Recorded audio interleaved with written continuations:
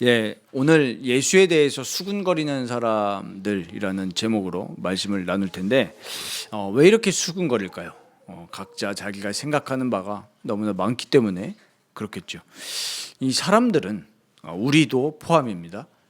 착각을 너무나 잘합니다.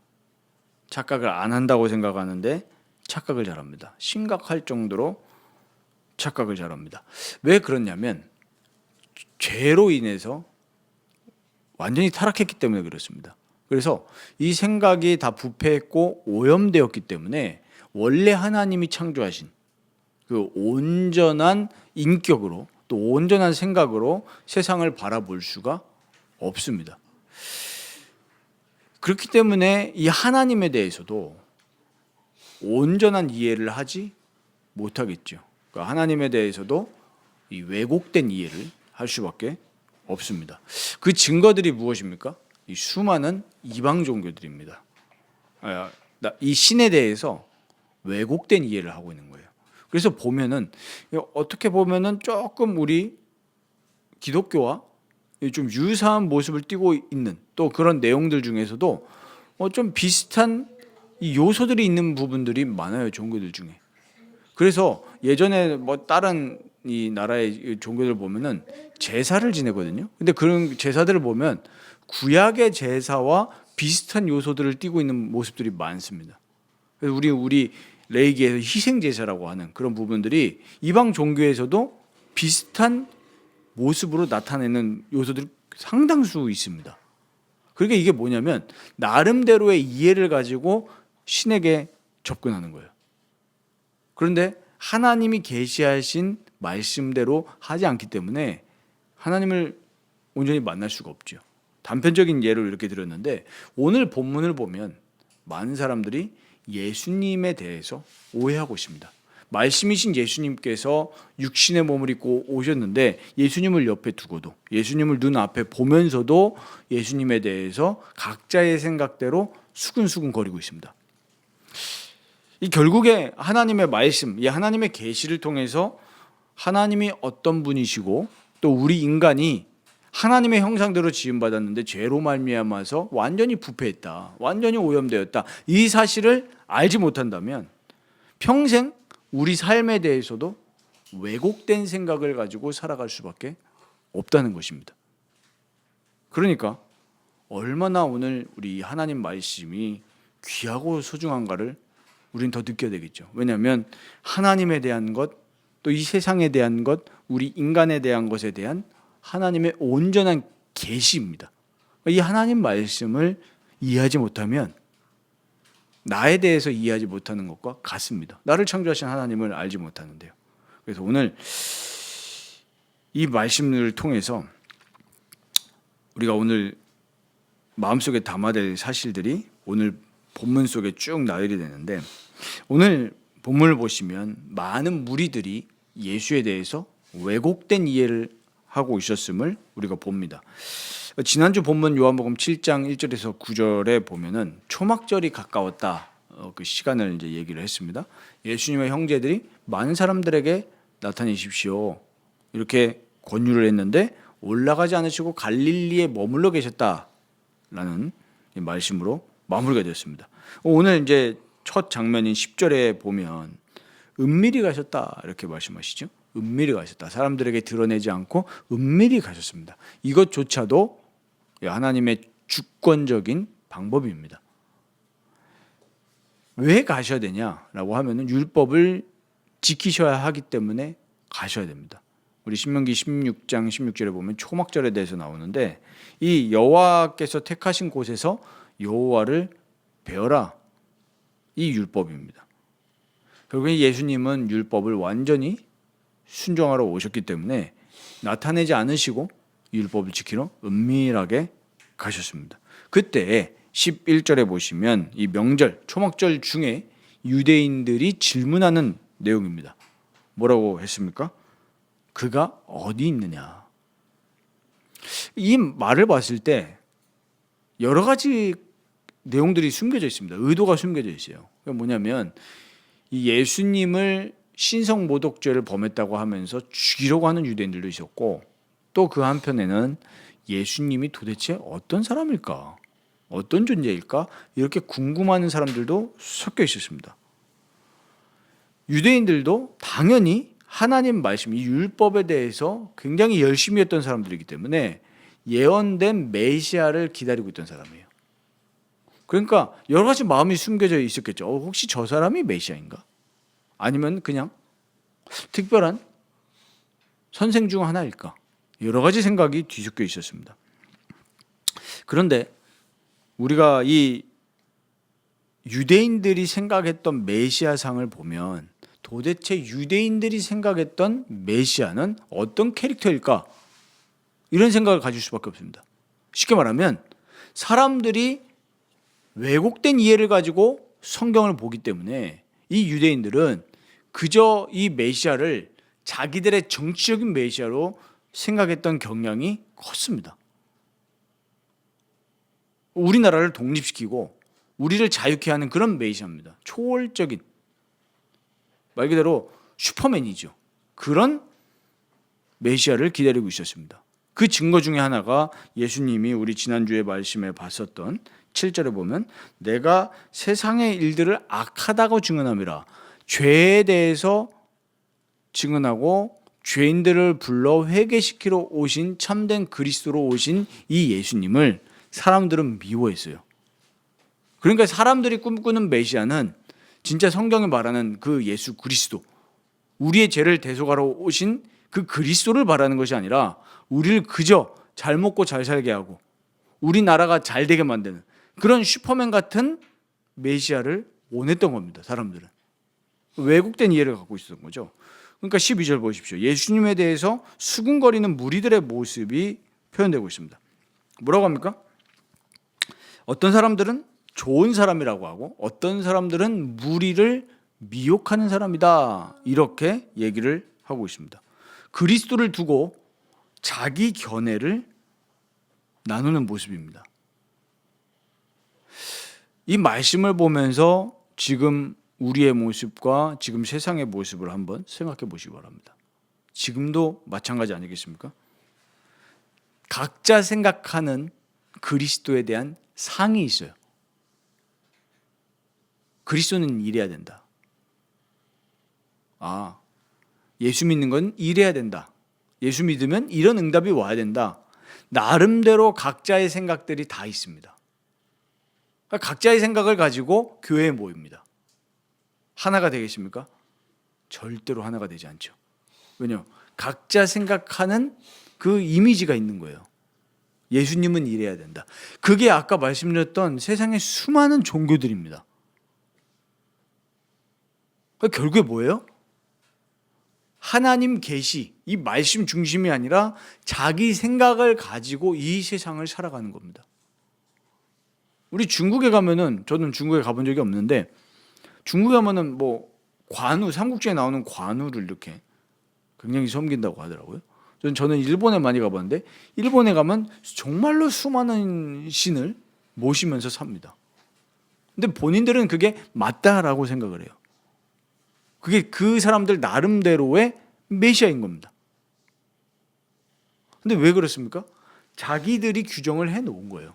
마음속에서, 그 죄악된 마음속에서 이렇게 하면은 우리에게 복이 올 것이다, 이렇게 하면은 우리에게 저주가 찾아오지 않을 것이다 라고 나름대로 자기들이 머릿속에서 생각을 하고, 아니면 다른 사람들이 말하는 거에 영향을 받아서 해놓는 겁니다. 우리나라에는 수많은 사람들 속에 잘못된 신관이 딱 박혀 있는데 그것이 바로 무엇입니까? 바로 무속신앙입니다.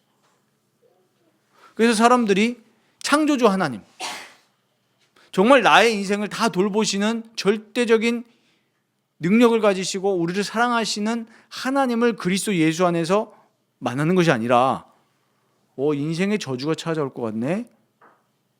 그러니까 이제 무슨 용어를 씁니까? 삼재. 그러면서 그것을 막기 위해서 액땜을 하고, 또 어떤 사람들은 부적을 써서 옷에 넣고 다니거나 차에 넣고 다닙니다. 각자의 생각을 가지고 살아가는 거예요. 또 한 몇 주 전에는 되게 웃긴 동영상을 봤습니다. 한 가톨릭 신자가 차를 새로 출고를 했는데 사제 우리 신부님에게 가가지고 물을 뿌리면서 사고가 나지 않도록 하더라고요. 왜 그렇습니까? 그렇게 해야 안전할 것 같다.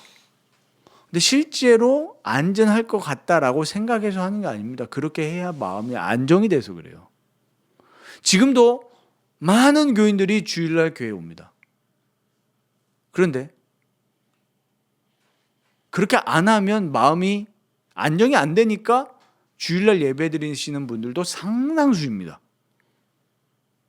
진짜 그리스도의 말씀을 듣고 그리스도 예수 안에서 성령님께 붙들려서 하나님과 교제하는 그런 성도들은 지극히 소수일 겁니다.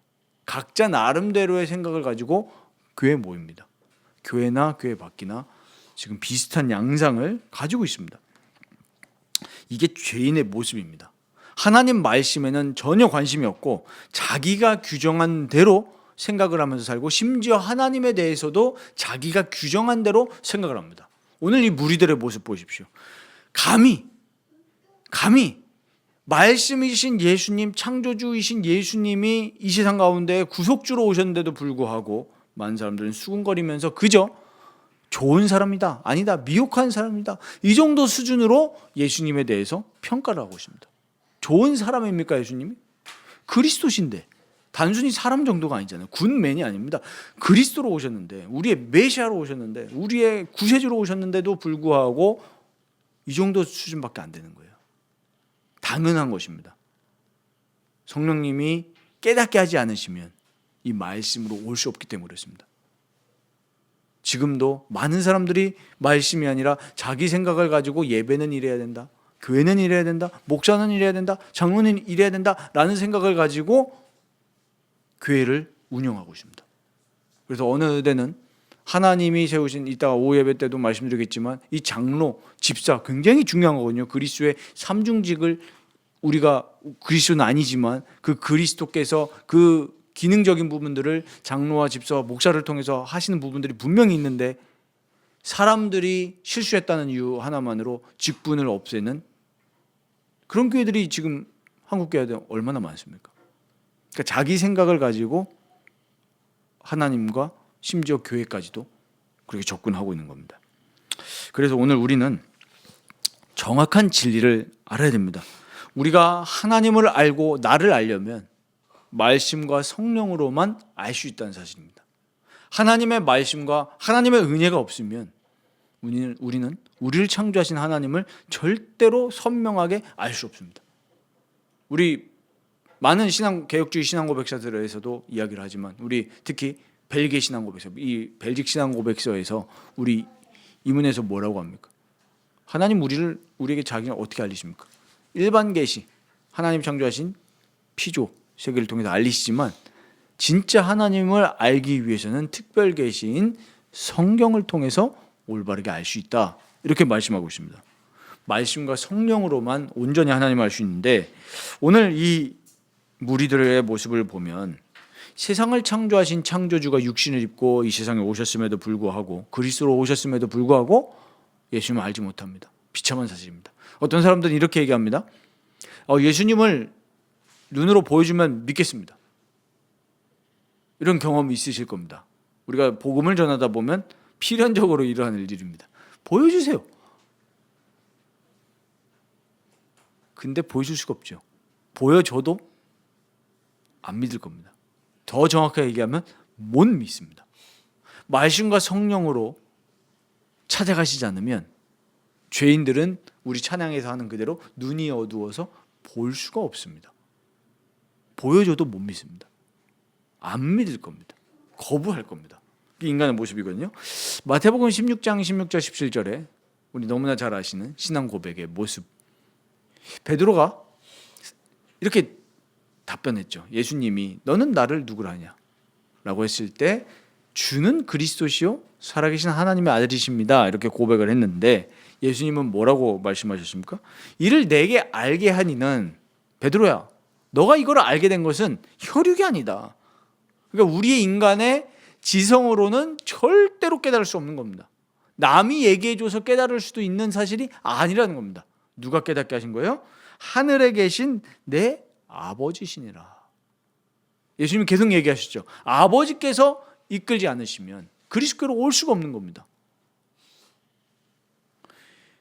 예수님이 우리 인간을 우리의 죄에서, 정말로 비참한 그 죄에서 구원하시기 위해서 이 세상에 그리스도로 오셨다는 사실을 아버지께서 깨닫게 해주시지 않으시면 절대로 못 깨닫는 거예요.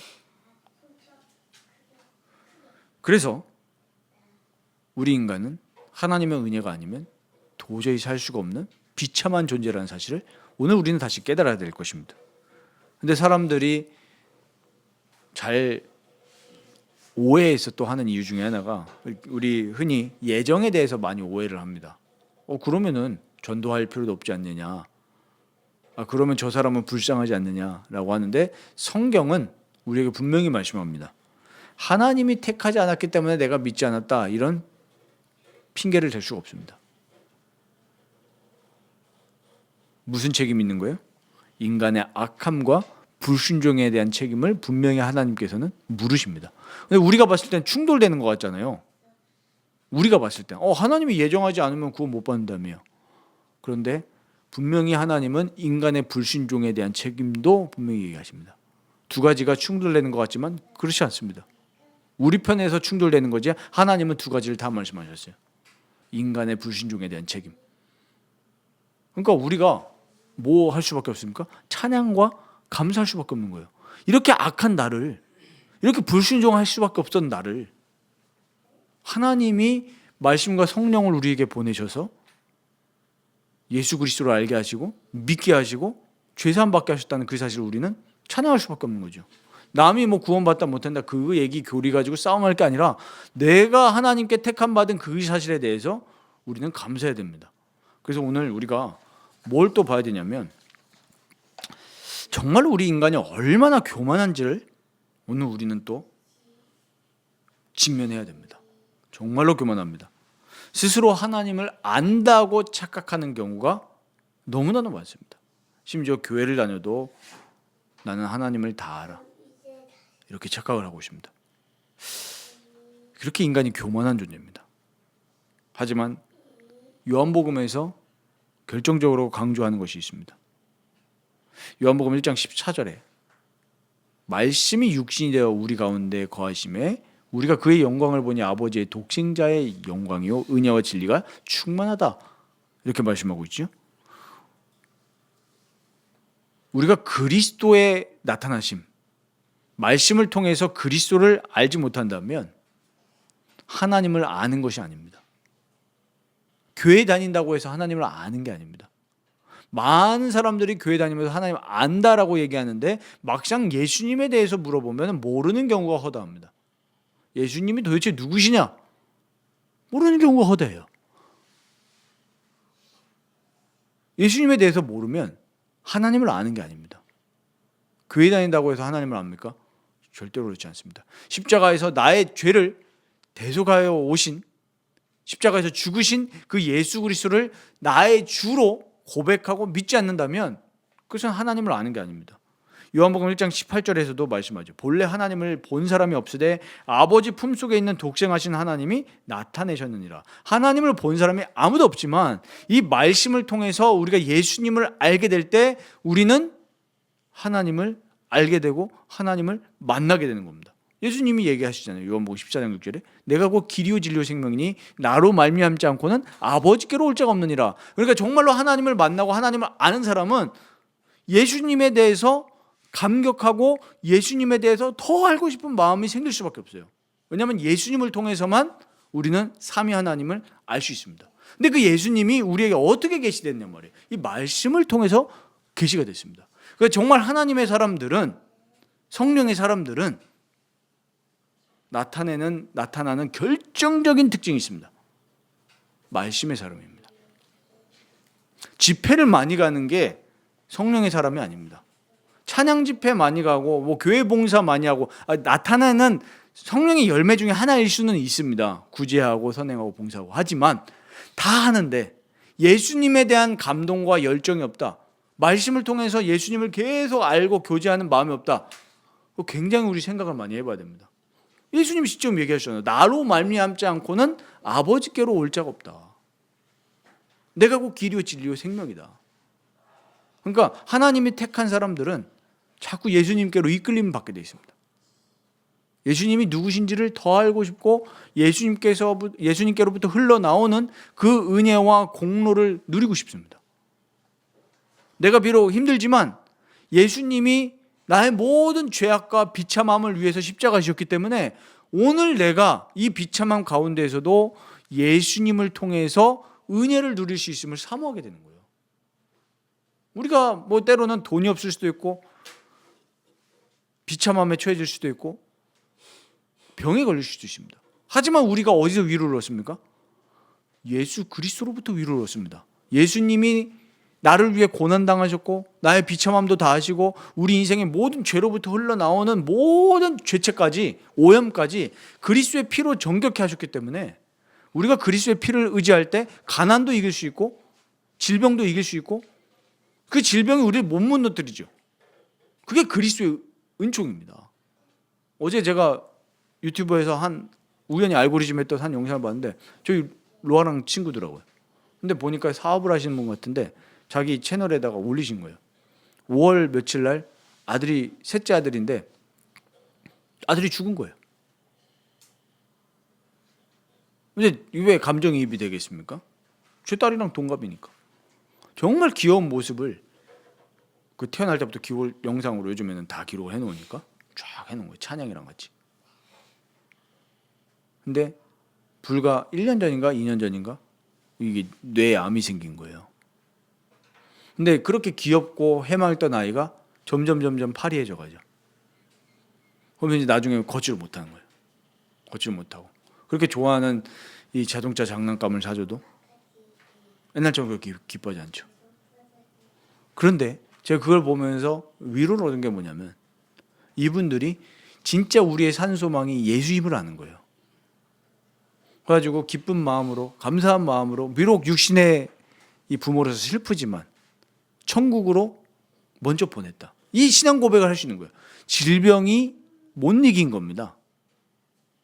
질병이 못 이긴 거예요. 걸렸잖아요. 질병은. 말장난이 아니라니까요.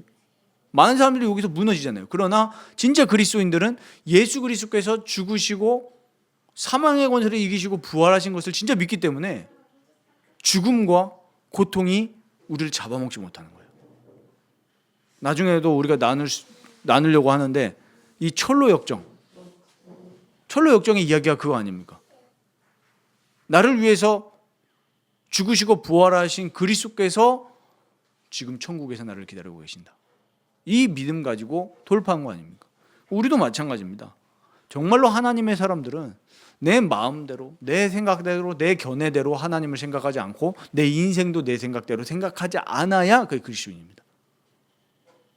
그리스도 안에서 모든 걸 생각해야 됩니다. 베드로전서 3장 18절에 그리스도께서도 단번에 죄를 위하여 죽으사 의인으로서 불의한 자를 대신하셨으니 이는 우리를 하나님 앞으로 인도하려 하심이라. 이게 바로 그리스도의 공로입니다. 예수님의 공로로 우리가 하나님 앞에 갈 수 있게 된 겁니다. 다른 제사, 다른 공로 필요 없습니다. 오직 예수 그리스도께서 단번에 죄를 위해서 죽으셔서 나를 대신하신 거예요. 불의한 자를 대신하셔서 이 죄로 말미암아 막혔던 하나님과의 나와의 관계, 그 비참한 우리 인간의 상태를 완전히 허물으셨다는 겁니다. 그래서 우리는 예수님의 공로를 의지해서 살아가는 말 그대로 그리스도인들입니다. 그리스도를 믿기 때문에. 이 그리스도, 하나님의 말씀에서 계시하시는 이 그리스도를 믿지 않는다면 하나님을 믿는 것이 아닙니다. 그는 그냥 종교일 뿐입니다. 우리는 생명이신 예수님을 믿는 사람들이죠. 이 그리스도를 우리가 어떻게 알게 됩니까? 성령께서 성경으로 우리를 인도하셔서 우리를 그리스도와 만나게 하십니다. 여기에 민감하셔야 됩니다. 성령은 우리를 말씀 성경으로 이끄십니다. 그런데 내가 신앙생활을 한다고 하는데 자꾸만 성경하고 멀어진다, 말씀하고 멀어진다라는 것은 신앙생활이 아닐 가능성이 큽니다. 저희 아내하고 지나가다가 플랜카드가 걸려 있길래 봤어요. 가지고 어저께 좀 시간이 남아서 유튜브에 쳐가지고 들어가 봤습니다. 가봤는데 정말 사람도 많이 모여요. 사람도 많이 모여요. 많이 모이는데 제가 그런 생각을 했습니다. 저분들이 과연 성경을 읽고 묵상할까? 읽긴 읽겠죠. 그런데 자기 생각대로 자기 견해대로 그 목사가 말한 대로 읽을 가능성이 큽니다. 성령의 사람들은 말씀을 사랑합니다. 이따 오후 설교 때도 더 자세히 말씀드리겠지만 지금은 선지자 시대가 아니고 사도 시대가 아닙니다. 하나님 그리스도께서 오심으로 종결이 됐습니다. 우리에게 이제 말씀 66권을 주셨습니다. 우리에게 이제는 사도들이 필요한 시대가 아닙니다. 예수님이 오셨잖아요. 그리스도로. 이제는 성경을 통해서 우리에게 성령으로 증언하십니다. 근데 지금도 이 사람이 종교성이 있기 때문에 카리스마 있는 그런 선지자스러운 사도스러운 사람들이 생기면 쏠립니다.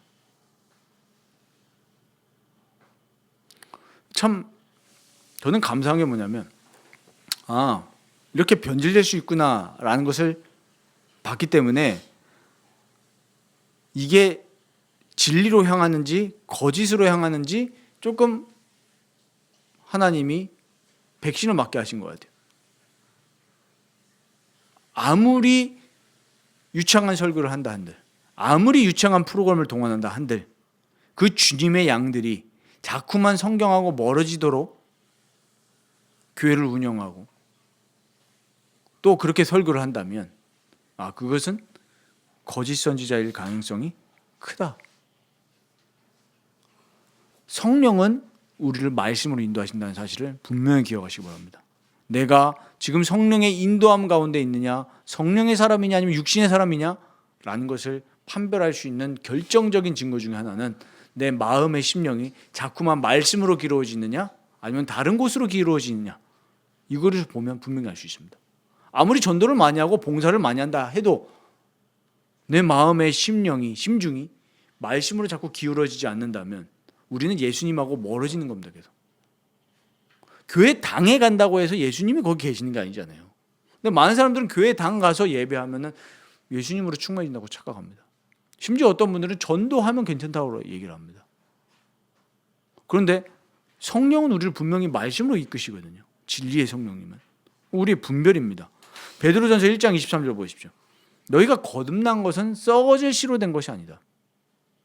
썩지 아니할 씨로 된 것이니 살아있고 항상 있는 하나님의 말씀으로 되었느니라. 이렇게 말씀하시고 요한일서 2장 20절에는 너희는 거룩하신 자에게서 기름 부음을 받고 모든 것을 아느니라.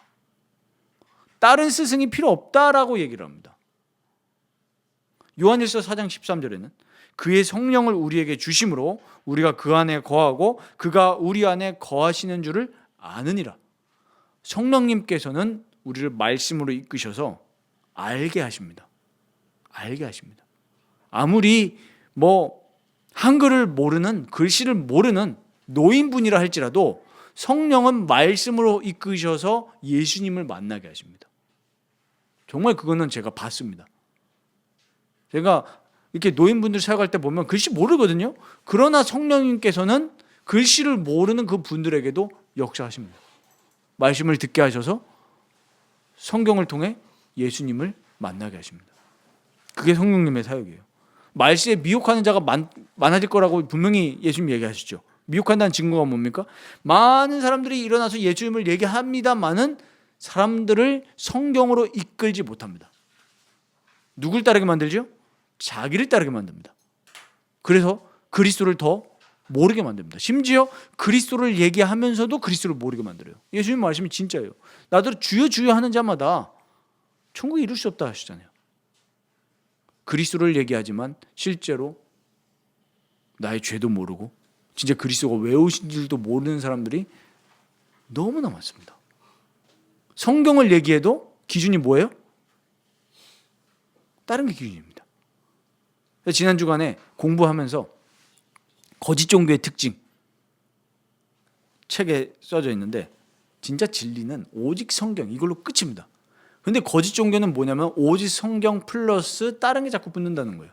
오직 성경 플러스 뭐 그건 좀 옛날 책이라서 뭐 몰몬경, 뭐 코란, 선지자 또 뭐가 붙어요? 전문가들 아니면 마리아 이런 게 붙는다 이렇게 쭉 써놓죠. 그림하고 같이. 제가 그걸 보면서 제가 저희 아내한테 이거 보라 그랬거든요. 오직 성경 플러스 누가 붙죠 자꾸. 그게 거짓 종교입니다.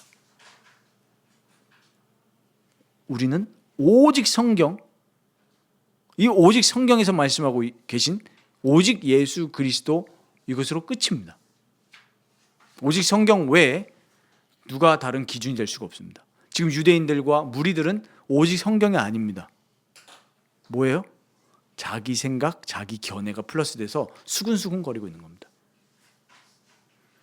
그래서 우리는 정말로 그리스도를 만났기 때문에 이제는 그리스도를 위해서 살아가야 될 줄 믿습니다. 오늘 이 요한복음 7장 13절 보시면 많은 사람들이 수근수근 대면서 예수님에 대해서 이렇다 저렇다 얘기를 하는데 유대인들을 두려워함으로 드러나게 그에 대해서 말하는 자가 없었다. 이렇게 말씀하고 있습니다. 이것을 보면서 우리는 무엇을 느낍니까? 창조주이시고 구세주이신 그리스도를 진짜 만난 사람은, 진짜 인격적으로 만나고 교제하는 사람은 삶의 목적과 방향이 다를 수밖에 없습니다. 하나님을 두려워한 것이 아니라 유대인들을 두려워했기 때문에 그에 대해서 드러나게 말하는 사람이 없었다라고 얘기를 합니다. 참 안타까운 거죠. 이 사람들은 어떤 상태였습니까? 생각해 보십시오. 메시아에 대한 갈망이 있었을까요? 없는 겁니다. 그냥 내 육신의 욕망을 채우기 위한 슈퍼맨을 바란 것이지 진짜 내 죄를 사하러 오신 메시아를 바란 것이 아니라는 거예요. 그러니까 한낱 사람일 뿐인 유대인들 앞에서 두려워해서 예수님에 대해서 대놓고 얘기한 사람은 없었다는 얘기입니다. 대부분 사람들이 눈이 어두워서 하나님을 인식하지도 못하고 하나님을 교제하지도 못하고 그렇기 때문에 영원한 세상을 바라보지 못하면서 살아갑니다. 기껏 의견을 참고한다고 하는 것이 전문가들의 의견을 참고합니다. 그렇지 않습니까? 지금 많은 사람들이 앞으로의 내 노후 여러 가지를 하나님한테 의지합니까? 하나님께 기도합니까? 아니면 세상 의견을 참고합니까? 세상 의견을 참고하는 게 더 크지 않습니까? 참고만 하면 괜찮은데 그 기준이 되어버리죠. 그 기준이 됩니다. 나의 인생을 붙드시는 하나님께 무릎 꿇는 사람이 없는 겁니다. 전 지난주에 그걸 회개했습니다. 진짜 회개하게 하시더라고요. 근데 진짜 하나님 바라보고 있냐? 아닌 거예요. 걱정 불안하면서 걱정만 하지 기도 안 해요. 그걸 회개했습니다.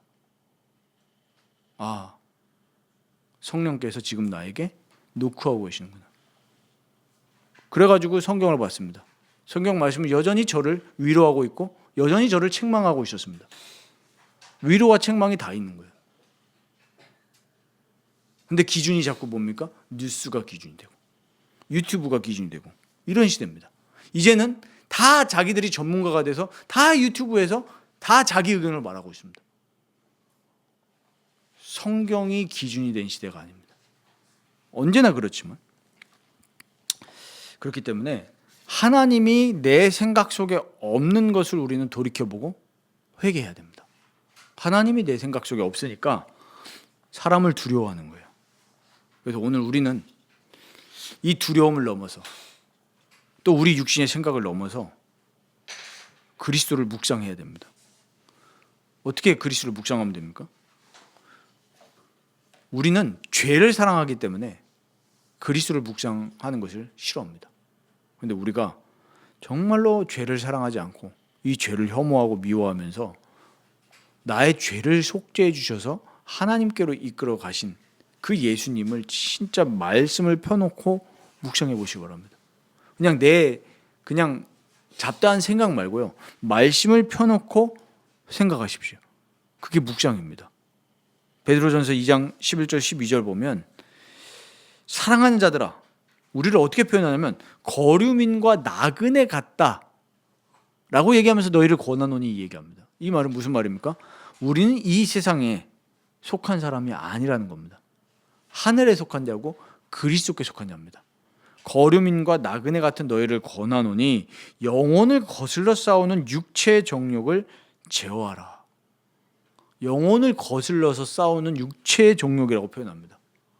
우리의 육신의 생각들은 우리의 영혼을 자꾸 거슬릅니다. 우리의 영혼을 하나님께로부터 멀어지게 만듭니다. 육체의 정욕을 우리가 제어하고 그리스도께 자꾸 나아간다면 우리가 뭐가 보입니까? 이 세상에서 나는 그냥 거류민이고 나그네다.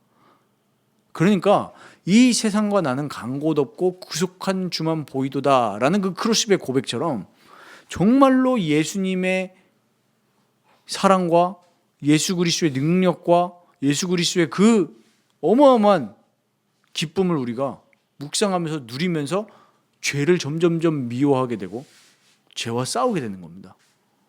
자꾸 성경으로 이끌림을 받게 되는 거예요. 그러니까 어떻게 살아가게 됩니까? 하나님에 대해서, 이웃에 대해서 살아갈 수밖에 없어요. 세상은 철저하게 나를 사랑하라고 가르치기 때문에 이기주의로 살아갈 수가 없습니다. 그러나 하나님께 붙들림을 받은 사람은 어떻게 하면 하나님을 위해서 살아갈까? 어떻게 하면 이웃을 위해서 살아갈까? 어떻게 하면 우리 교회 공동체를 위해서 내가 살아갈 수 있을까? 이 생각이 들어와 있어요. 성령의 사람들은. 그래서 우리의 전인격이 죄에서 해방받았잖아요. 그리스도로 말미암아.